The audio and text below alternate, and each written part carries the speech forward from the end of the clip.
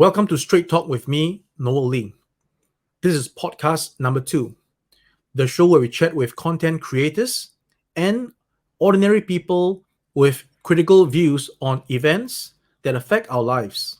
My guest this evening is a 20-year-old Indian who is doing his Bachelor of Medicine and Bachelor of Surgery in Nanchang, China. He has his own YouTube channel, Saahil Hussain, with over 37,000 subscribers. Without further ado, let me introduce to you Saahil Hussain. With me is Saahil Hussain. And Saahil, would you like to just tell the audience more about yourself? Hey guys, what's up? My name is Saahil Hussain. I'm an Indian foreign medical student here at Nanchang City. I basically come from a state called Karnataka, which is a South Indian state, and I'm here in Nanchang City for more than 3 years right now. So, what made you choose China as your destination to study medicine? Actually, this is my most wanted question on my channel. People were like on it, just asking me why did I choose. There are pretty much like a couple of reasons for me. Number one is the Chinese infrastructure. It was pretty much good. And also many of my seniors were studying in this university in Nanchang City. So I decided to, first ask them how is the teaching curriculum here. It was pretty much good. And after that, what comes next for us being from a middle class family is that the cost. The teaching cost was not so much expensive, pretty much affordable for us, for me. So yeah, these were the reasons. And it was also good to come here to know more about China. So, I gather that this will be your first time in China, is that right? First time in China. I have never been here. I see. So, how have you been finding the past 3 years? Is that right? Is that 3 years? Yeah, I came here in 2017 December, and it's been almost like three and a half years right now. Right. So, what was your the reason to be studying medicine, if I may ask? Uh, you know, every Indian student, I would say, they have a passion. For me, my passion was like to save people. I come from a family where I have seen like poorest of poor. All I want to do in my life is to just how can I contribute myself to the society. And being a doctor, nothing more than we can contribute. How do we say that? Uh, Nothing more we can do the society, just be a doctor and save their lives. So that was my passion, to save lives. That's the reason why I chose medicine. You mentioned about where you come from at home, and you said you have seen, people's condition that is not so. Could you maybe explain more about your hometown for us to learn a bit more about that? Okay, basically I come from Karnataka is a state, South Indian state in India. In that particular speaking, I come from Tumakuru, called a place called as Tumakuru. It's a well-known city. But before that, we were living in a small village called Hosakere. My father was we can say like a farmer. We used to live in a small village. But then after a few years, before I was born, like before, I have a brother also. Before he was born, my father decided to just leave that village and just shift to some different city in order to provide us better life, but better living. So I've also seen, the village. It's not much developed there. It's being developed right now, but long back ago when I was there, I have seen a lot of struggles there. No infrastructure, nothing. I was just 17 years old when I came to China. I was doing my 11th. I did my 11th, 12th. We call first year high school and second year high school in India itself. I passed with pretty much good marks, we can say, like plus 90 plus marks. And we have an exam called as NEET exam in India. There are a lot of students who take this exam, like more than we can 11 lakh 11 lakh students at that time. I remember the number. So it was a difficult exam. We call it a NEET entrance exam. For in order to get a medical seat in India, we students need to pass that exam there. So I also passed that exam, but it was due to some mistakes I made in that exam, I couldn't really get a good college there in India. Even studying medicine in India, it's pretty much expensive, and most of the students, middle class students, lower middle class students, they cannot afford that much, crores of money, lakhs of money, uh, studying there in India. So yeah, after I passed, I didn't get any medical college, and it was also expensive there. What I decided was I went to an agency in my city. They introduced me these colleges in China. I had plenty of options, the countries options like Russia, Ukraine, uh, other United Kingdom, Canada, US, everything, but I chose China because I had some few seniors here who told like it's good, we can afford that, and also the education is good. uh, and then in the month 2017 December, I just came to China, Nanchang. So you mentioned that you came when you were 17 years old. You mean you're 20 years old now? Yeah, I'm 21. Okay, great. Wow.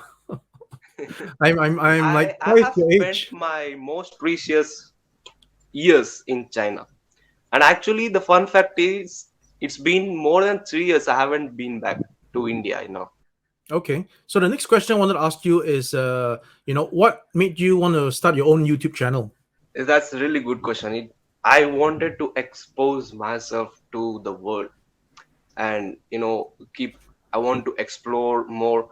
Even from my childhood itself, I have a lot of Indians have that one thing which they want to become a celebrity, like influencer. They want to be everyone. Whoever you ask in India, they're like, no, I want to be that influencer, this influencer.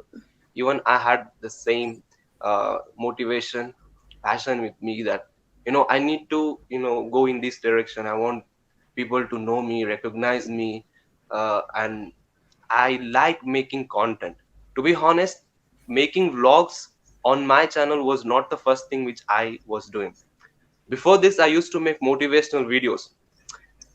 I am a gym freak. You can call I am a gym freak. I'm pretty much into fitness. So before this, before starting vlogs, I used to make motivational videos. Those kind of cinematic, filmy motivational videos where you see people are like acting in it, and there is a background core voice going on, those type of things. But people didn't really encourage that thing. It was not accepted by my audience. So in before no during this COVID situation, what I did was I took a phone and made my very first vlog. And that vlog was in COVID, right? So COVID was the hot topic in India, and that video blew up in my city, my state, Karnataka, and people started recognizing me, that hey, my city man, my city boy, he is there in China. And I didn't even go back in COVID, right?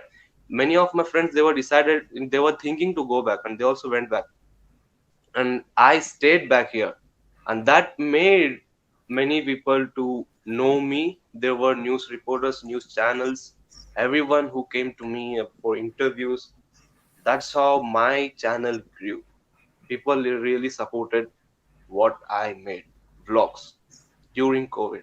Right, that's very exactly to the point on how I found you because I was just Hmm. browsing YouTube and then your video on your vlog on the situation in India on the COVID came up to me, and that's when I watch your video, and I thought, hey, this guy is very cool, and I thought he must be on my show and share his experiences and talk about the current situation which we're doing right now. So I got to get to the main crux of this discussion is, so with yourself as a medical student, what is your opinion on what is happening in India right now? Especially, well, you have obviously family on the ground who can maybe give us a better factual account of what's going on in India versus what we're seeing in the mainstream media. What is happening in India right now? It's pretty much sad. Maybe everyone knows, like thousands of people are dying. Almost 400 1,000 cases a day, and that is the you know world's number first country to get those number of cases in one day. uh, what I see how it began was because of people didn't really took it seriously as much as they had to. And even now, we could say, even now when I see people back home, they don't even wear masks. Many people, they don't wear masks there. Even if there is lockdown, people are just roaming. I don't, the reason why we are here, like from 1,000 cases per day to 400,000 cases per day, how we came from there to here is because ignorance. Why people are like, eh, nothing will happen, nothing will happen to us, COVID is nothing, COVID is not a thing. They don't even now, you can believe me when I say this, nobody is taking serious. That's the reason we came here. And I also have to mention here about our government.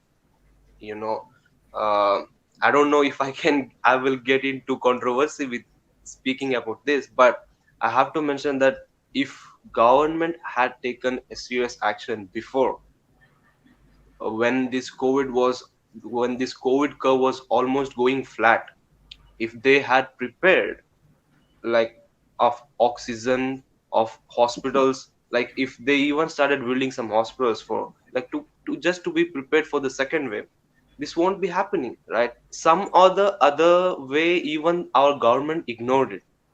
They didn't took the second wave happening really serious. And yeah, there are two things, like government also ignored, our people also ignored. This is how it's going right now. I see. Well, you touched a bit about something which I was going to ask you later on. Well, your opinion towards how the current COVID predicament in India has basically gone out of control, and how the government have they actually put in any plans or contingencies to control it? Do you know Yeah, something about this? for now, in my place, Karnataka, there is like 14 days lockdown. It is about to end now. They are saying like they might extend this lockdown soon, which is not much official right now. Even they have started like vaccines. This is May 5th, right? They told that in May 1st itself they will start vaccination for who is above 18 years old.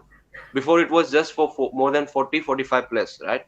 Now they are making mandatory for whoever is above 18 years, they should go and get the vaccine. And yeah, there is lockdown, but the only thing which is not available right now in India is the facility. COVID is not killing people. People are dying because of lack of availability of oxygen, ventilator, ICU. There is no beds. You can imagine. I have friends. Last night I just spoke to my friend. He's in Bangalore, Karnataka, Bangalore. He just said me one thing which shook me up, which even I didn't know. There are people in ambulances waiting outside the hospital, and they're not even getting the beds, and they're just dying in the ambulance outside the hospital. You can just imagine how worst case it is right now. Even at this particular stage, people are not taking it serious. That is what, for me being here, and I can literally see what mistakes they are doing, India is doing, and what mistakes they shouldn't have done. Based on the current situation that we are seeing in India, do you know of any news that the situation is improving based on your Yeah, friends improving. and family on the ground? Because in the previous mainstream media that we've been seeing, you have very morbid images of people, well, the deceased being cremated anywhere and everywhere because there's just no space to do the proper cremation. And of course, like you said earlier, people in buses, in any vehicles that was waiting for a place in the hospital, and they are bogged down because they don't have the amenities and the oxygen supply. So with this is how the mainstream media is painting a picture of India at the moment, right? But is there another picture that that you can share with us, or is it what it is? Yeah, I might have to take a dig on the mainstream media here, because As far as I know, whenever this negativity comes on any country, many people will just keep on reporting that negativity, due to which there is negative things about that country. But I also have to mention here that there is positive message, there is positive news also. There are more number of recoveries we can see. There are like 400,000 cases recovered. There are a lot of people getting recovered. There are people dying also, that but the recovery rate is also at high. We can also see that, cases are also high, but the recovery rate is also high. The only thing which we need to concentrate right now is about providing facility, which is India is of course we are speaking here right now, people, thousands of people are just working, frontline workers, they are working, doctors, everyone is working there. They are on it, uh, and also a lot of countries have been contributing to India, which is a plus point, because we can see India cannot alone manufacture so many things right now, because we need in bulk, prepared. We cannot start from the scratch, right? So many countries have been contributing to India, which is a plus point. I think, yeah, if we just break the community spread, meaning if everyone is just staying inside without coming out for a month and so, the curve is going to get flattened real soon. I guess it is just as simple as that, right? Staying Yeah, indoors, social distancing. it is just get yourself away from the people, isolate, stay inside, take precautions. If everyone had listened this, we won't be getting so many number of cases. So, as a medical student, right, this subject would be a constant discussion topic in the university, right? Unless I'm Yeah. wrong. Based on what you and your professors teaching you and stuff like that, when do you think this pandemic can be controlled? In particularly in India speaking, to take a while, for sure. Maybe we like if we talk about India being COVID free, it is going to take years for sure. Everybody knows this. But to to flatten the curve of the second wave, it might take like 2 to 3 months based on what we think. And if people really contribute to this by staying inside, by taking precautions, by breaking that community spread which we are talking about, definitely like 2 to 2.5 months we can, yeah, not normal, but the cases would decrease for sure. So said that in mid May, there would be a spike. In mid May there will be a huge spike of the number of cases. It is going to get worse before it gets better.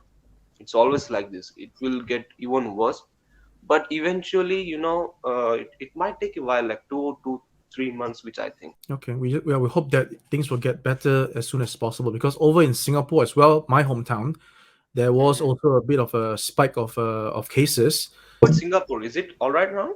Yeah, Singapore has been all right, but Hmm. it has not been totally COVID free. And Singapore being a very small place, and it's very very congested with, if not mistaken, about, don't quote me on this, about maybe 5 million people. If, as we saw before, there was any case and super spreading event, then it can blow up really fast. Yeah. So as I was asking you, being in China, how would you compare living in China? Any similarities that you see between your country and China? Or similarities between my country and China? Yeah. Like what similarities? Do you feel there's any? Let's say for a joke purpose, people are all same. Go anywhere in this world, people are same. It's just the face is different. We get Yeah, small eyes, but agree. people are just same. Everyone is same. Yeah, I think that was Humanity. what I was trying to say. Also, when I Hmm. visited Xinjiang, right, I was having that feeling that if I was actually born there, then that would be Hmm. normal for me, right? I happen to be born in Singapore, and I think I've been very lucky and privileged to be born in Singapore and having the opportunities to travel Hmm. overseas, and finally able to come to China to develop my career in my Hmm. business and what I'm doing. So yeah, I think when I'm here, then I will see that things are as normal as it can be. So I think it will be the same, right? Although I've not been to India before, right? Again, forgive me when I'm being shown all these things by the mainstream media of crowded trains, people No, sitting bro. on top. Actually, Tell me more about that, please. Yeah. yeah, actually, this is human nature. See, whenever we see good things, we want that. If I compare this place with some, I'm in Nanchang, right? Nanchang is not that good compared to Beijing or Shanghai. If now I speak that, I want something big, means I'll just go to Shanghai or Beijing. We always want something good. We always want to get good things, get this privilege, get these advantages of something. I think every country is good based on uh, their own, their own perspective. India is good uh, on its own, and China is good, and there is no comparison. There is good things, there are bad things everywhere. This is straight talk, so we are here. We can say it as it is. Yeah, it is better here itself, I would say. It is the availability for me, I would say. For personally, for me, availability here for me to grow as a person, it is more. Definitely. Well, okay. Let me Compared just back home. let me just dwell a bit more about.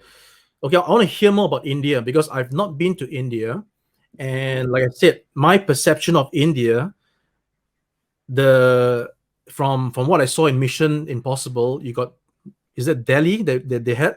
There was all Delhi, yeah. nice and everything is all posh and stuff, and then obviously we have the Slumdog Millionaire show where there is Millionaire. slums and all these things. So exactly, can you just tell us how do we differentiate as a person that has not known about India? How can you tell us you are Indian, you are from the country, and we are seeing these things based on what is being shown to us, by the mainstream media, by movies.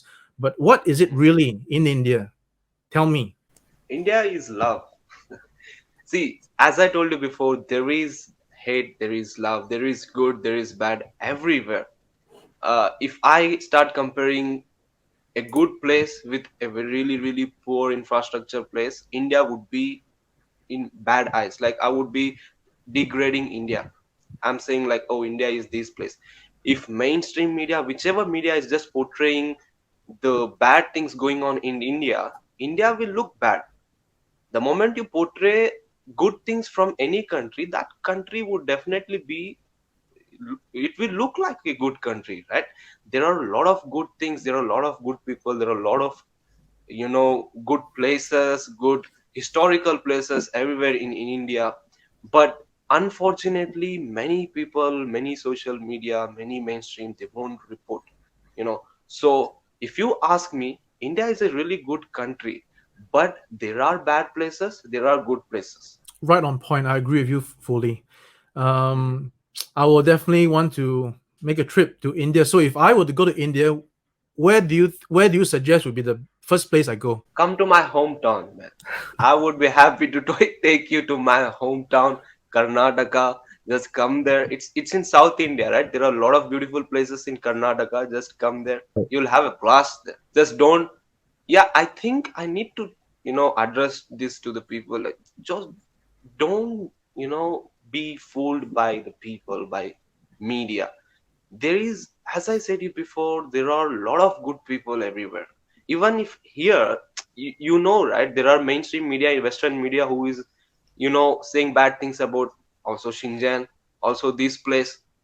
If somebody outside China, if suppose an Indian is seeing those Western media talking about China, that these things are happening, people are, not getting their own rights, that guy in India, he would be thinking that China is bad. But for me, if I say it is good, that guy was being fooled by the Western media. So this is how it revolves. We need to be, we need to be very careful about what we see. We people, even me, everyone just gets fooled really easily. I think you make a good point with that mention about being fooled. So in my opinion, right, when something is being shown in media to an audience, there's definitely an agenda. So for example, when we get all these like charity advertisement where you need to donate, then they'll show the children in, Hungary and the flies. But I was wondering, if you're filming them, why don't you just help them? True. Right? That is true. Right. So I mean, I'm wondering, you're showing me all these things, but again, these are true, isn't it? There are people in poverty in various places in the world, and I guess in India there is a. Is that fair to say? There is a. Same. There are like videos which I saw like before, like 2 days back. There are somebody is beating, somebody is killing him, and the other guy he's just recording. He's not helping him just to spread negativity. It's politics. He just want to spread some bad things about the guy's religion or caste. You know, this is something. It's very very bad to for the future generation or where we are heading towards. It's really bad. We are just being fooled by this media or whatsoever every Right. day and night. So I'm sure you have heard about the China's poverty alleviation entire program. I'm sure you know. Mhm. Now, is there Yeah. something similar that is being done in India that's trying to alleviate the people who are in poverty in India? There are a lot of rules being made every day, but I'm sad to say that not everything is being implemented right now. You know, it is sad. There are a lot of policies that these people should get this amount of money every month. In COVID also, they are like, you need to provide funds to these workers, these car drivers, workers. They're not doing it. Not everybody is getting. The third person, the middle person, like if government is providing funds, it is going through a way. Okay, government will not individually choose the people and provide funds to them. It is going through a channel. There are people in between, and those middle guys will just take and they won't give to the people. That is why we cannot lift people from the poverty. There are a lot of laws or a lot of, we call it yojanas, means rules providing funds to them, and it is not being carried out, followed on a regular purpose. Mm. China is really good at lifting poverty, as I have seen before. They are like, even in this COVID crisis, they have helped a lot to this Chinese poverty people, poor people. But in India, it's completely different. So Sahil, once you graduate and get Mhm. yourself certified as a doctor, what's your next destination? Would it be in China or back to India? I'm thinking to stay here. I don't know. Maybe if I pass my exam back home, there is an exam. I need to pass it.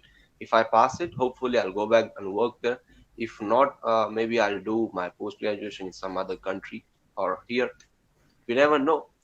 Actually, I never knew that I will be in China and I will just come live and talk with you. It's just life, twists and turns. We never know. Yeah, I think it's for me. I felt that I want to reach out to as many people as possible. I want to build bridges because, What again, made you to start your YouTube channel? oh, Say to the listeners. sure, you can interview me as well. So, yeah, I'm actually having a live stream coming up on Sunday, where I'll do ask me anything. So, what actually got me started on my YouTube channel is because I'm a person that always have lots of memory and thoughts, and I have a fondness for philosophy, Mhm, and with all that combined together, makes me want to talk a lot, mhm, makes me want to say things and comment on things. So I thought the best way for me to do so is to start a channel, and mhm, when I do these videos, I will be able to then find people with like-minded thinking who I can reach out to, and then breach from there. Because I've from my initial exposure on YouTube, I've already made some interactions with like-minded people, and I'm actually very humbled and surprised that there's so many people that would say, hey, thank you so much for the content, I appreciate it, you yeah, have that's touched me in this way, I can relate to the video in that way. So I think it's I'm sure you have experienced it yourself with your channel, right? Yeah, that is the perks of what we do. That's the good things. Actually, every YouTuber has the same goal, like they want to reach out to more people. That is what our main aim is. All right. So with that aim, is there anything that you want to tell the audience before I let you go, Saahil? Take it away. I will be graduating like from in the coming years on 23, probably in March, and yeah, we shall see. Keep growing on YouTube channel, and also It's no worries. Anyway, so I thank you very much, Sahil, for your time. It's been a great session chatting with you. We'll definitely keep in touch. yeah, and also I'm very happy that you called me. This is my first podcast, by the way, and also an interview. You can say, and I'm not that much good at it. I hope I was well enough at speaking. Happy that you called me on your channel. Yeah, the most important thing is to be natural and be genuine, and that's I think what you are. So once again, thank you very much for being on the show, and Thank you so until the much. next podcast, this has been Straight Talk.